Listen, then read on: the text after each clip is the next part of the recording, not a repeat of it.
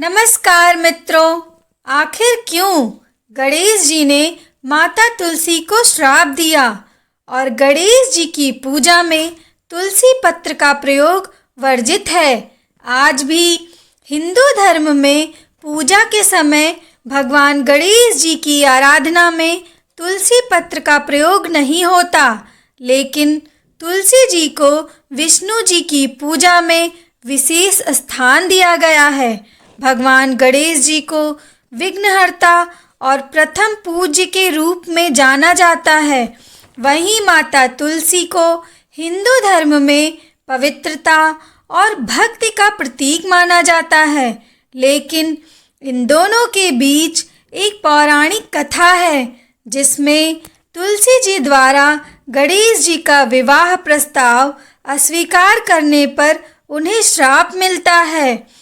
एक बार की बात है, माता तुलसी ने भगवान नारायण को पति रूप में प्राप्त करने की इच्छा से गंगा किनारे कठोर तपस्या प्रारंभ की। तपस्या के बीच अचानक उनकी दृष्टि भगवान गणेश जी पर पड़ी।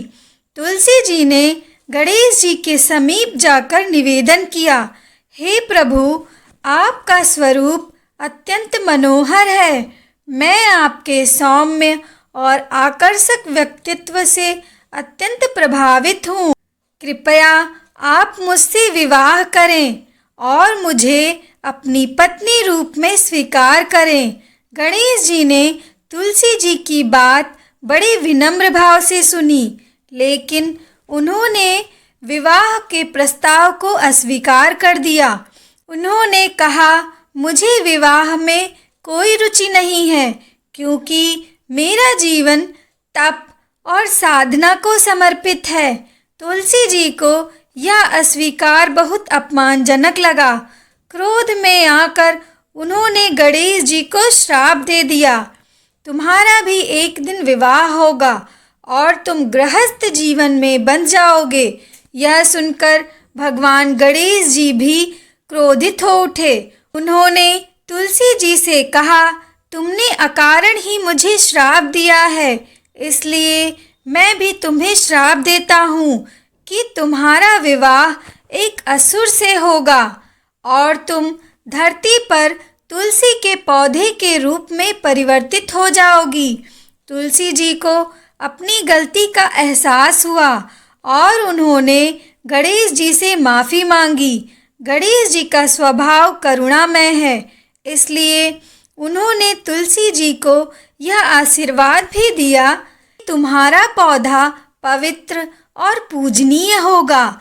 जो भी श्रद्धा से तुम्हारी पूजा करेगा उसे पुण्य मिलेगा, लेकिन मेरी पूजा में तुम्हारा प्रयोग वर्जित रहेगा।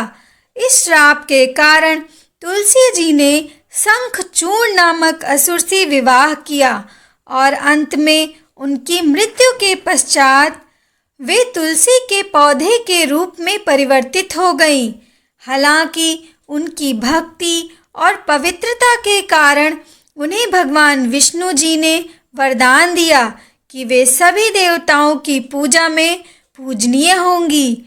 लेकिन गणेश जी की पूजा में तुलसी का उपयोग वर्जित रहेगा और गणेश जी ने भी बाद में माता रिद्धि और सिद्धि से विवाह किया और उनके पुत्र शुभ और लाभ हुए, जो समृद्धि और सफलता के प्रतीक माने जाते हैं। भगवान गणेश और माता तुलसी जी की कथा हिंदू धर्म में एक महत्वपूर्ण संदेश देती है।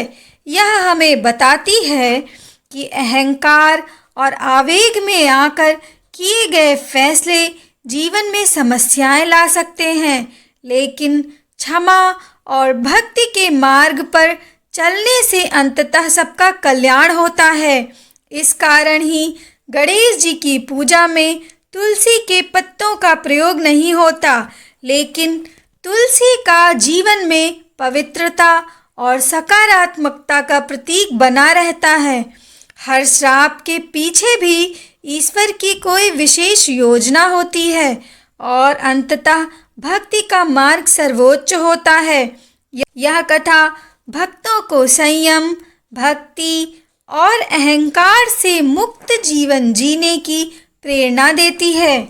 मित्रों, अगर आपको ये कथा पसंद आई तो ऐसे ही और पौराणिक कथाएं सुनने के लिए मेरे चैनल को लाइक करिए, सब्सक्राइब करिए। Thank you for watching.